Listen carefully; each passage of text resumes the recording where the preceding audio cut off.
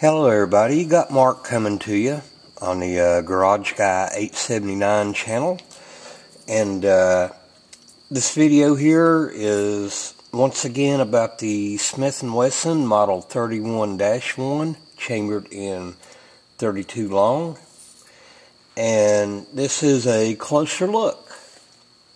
When I did the initial video, I was doing it outdoors, and I did show the gun, but usually when I make videos, I'll do a segment where I'm here at the garage and I have the firearm on the bench under the bright light. And this will be my first segment here on the bench under the bright light this year.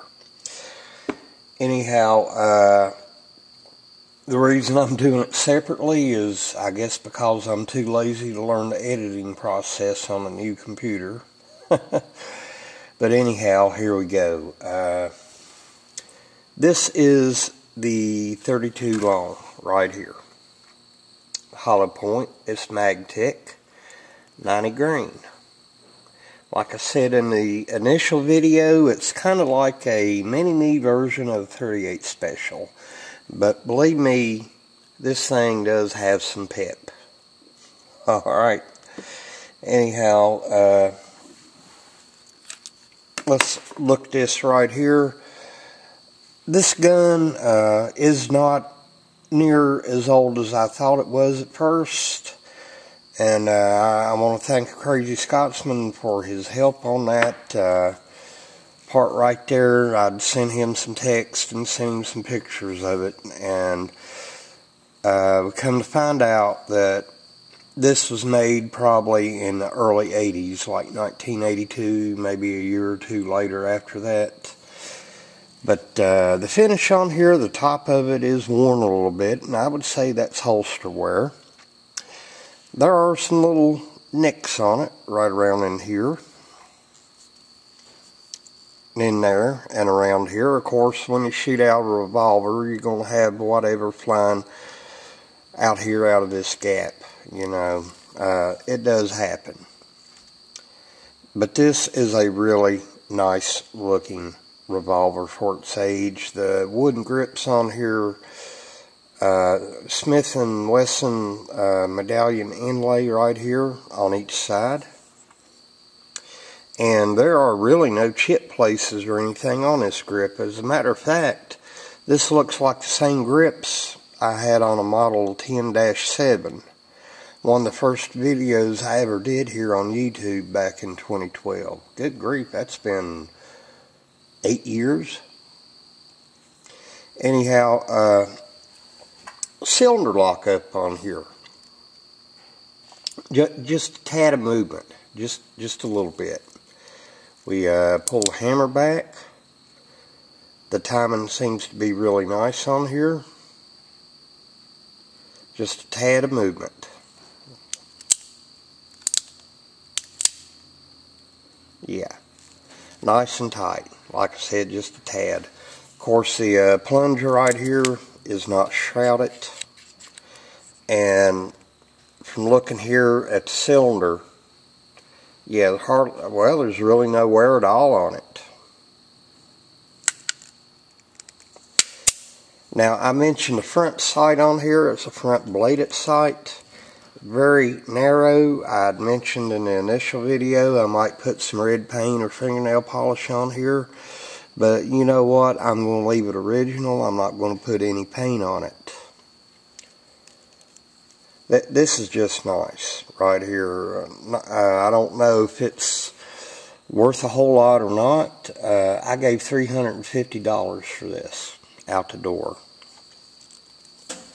And a box of the ammo, of course, with this C-19 virus going on and everybody's out here gun grabbing and all that.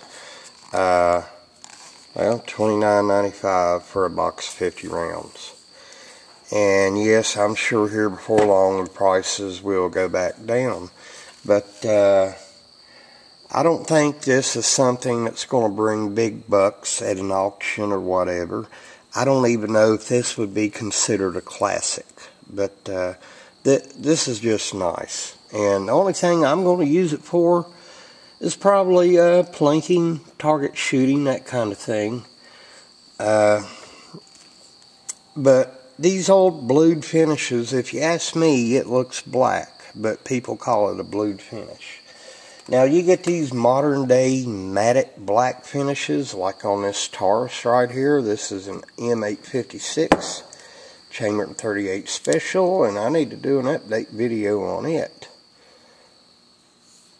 This finish does not last, alright? This is a budget revolver.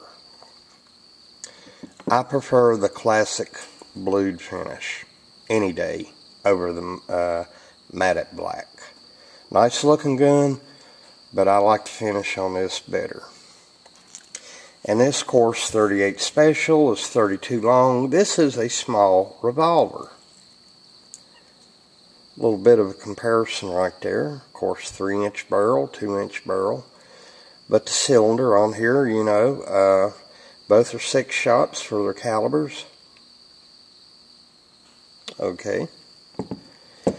Anyhow, I like this. I enjoy shooting it, and I'm just going to put it up, get it out a few times a year, take it target shooting with me, just have some fun with it, okay? I'm not going to use it as a carry piece or anything like that. We saw from the initial video it worked very well. I had no problems with it. And, you know, this 90 grain MagTech ammo, yeah, it's got some pep to it. Alright, well, I'm going to get off here. But I thought I'd give a closer look here on the bench under the bright light. We'll get a better look at it. I originally thought maybe this might have been a mid to late 60s model, but no, it was made in early 80s. And I want to thank Crazy Scotsman and Greg Newton for their help, you know, as far as researching this right here. Alright. Hope y'all have a good night. Y'all take care.